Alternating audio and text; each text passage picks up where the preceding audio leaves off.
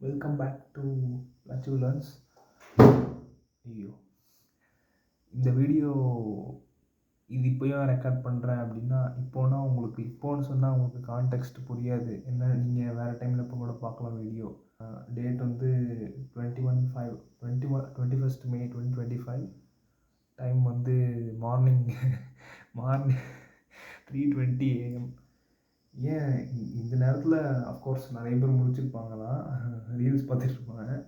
எனக்கு ஏன் இப்போ முடிச்சிருக்கேன் அப்படின்னா, நேத்தி அதாவது 20th மே 1 டே ஃபுல்லாக வந்து என்னன்னு தெரியல, அந்த ஒரு டவுன் டேன்னு சொல்லுவாங்க. டவுன் டேலாம் ஒன்றும் கிடையாது, நானாக ஒரு டெர்மினாலஜி உருவாக்கிக்கிட்டு இருக்கேன்.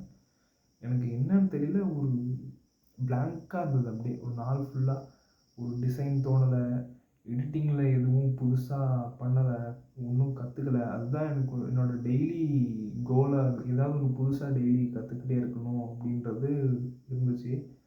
ஆனால் புதுசாக நான் நேற்று எதுவும் அது 20th மே எதுவும் பண்ணவே இல்லை. எனக்கு டென்ஷனாக ஆகிடுச்சு நைட்டு.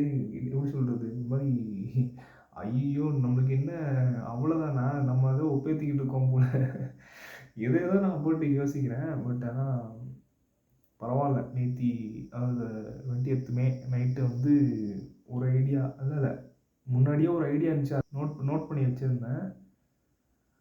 அந்த ஐடியா வந்து மறுபடி பார்த்துட்டு சரி ட்ரை பண்ணுவோம் அப்படின்ட்டு பிளெண்டரில் அந்த மாடல் ஒன்று, ஓப்பன் சோர்ஸ் மாடல் ஒன்று டவுன்லோட் பண்ணி வச்சுருந்தேன்.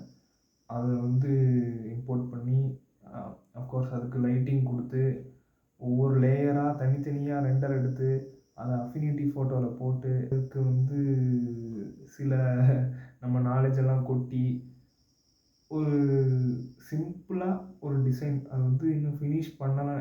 எனக்கு தெரிஞ்சு இந்த வீடியோ பார்க்குறதுக்குள்ளே அதை நான் ஏகப்பட்ட வேரியேஷன் மறுபடியும் அடுத்த நாள் காலையில் பண்ணிடுவேன்.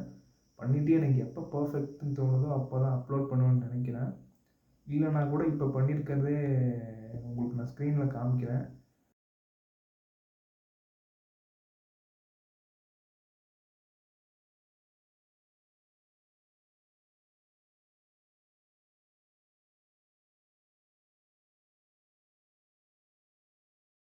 ஏன்டா இதைத்தான் உட்காந்து நைட்டு ஃபுல்லாக ஒட்டிக்கிட்டு இருந்தியா அப்படின்னு நீங்கள் கேட்கலாம்.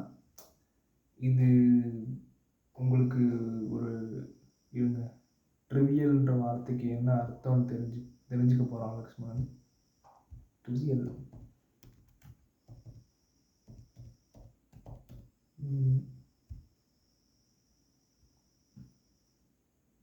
ஓகே. இந்த டிசைன் உங்களுக்கு பார்க்க it might be trivial to you, but இந்த ஒரு உங்களுக்கு மொக்கையாக கூட தெரியலாம்.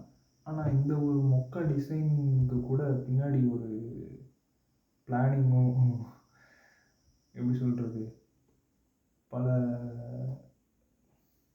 விடுங்க சொன்னால் புரியாது.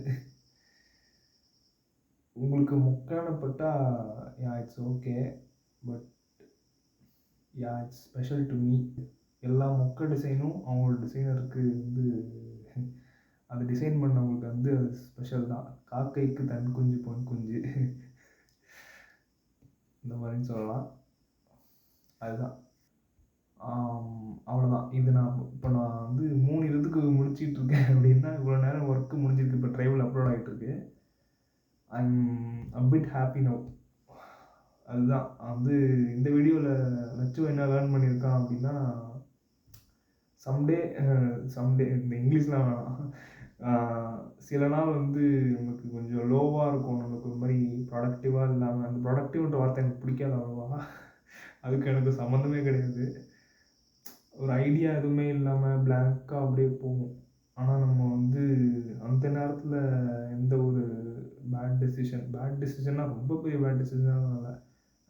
சில நேரத்தில் நான் இந்த மாதிரி எதுவும் ஐடியா வராதப்போ நமக்குலாம் இது செட் ஆகாது அப்படின்ட்டு எல்லா சாஃப்ட்வேர்லாம் டெலீட் பண்ணியிருக்கேன்.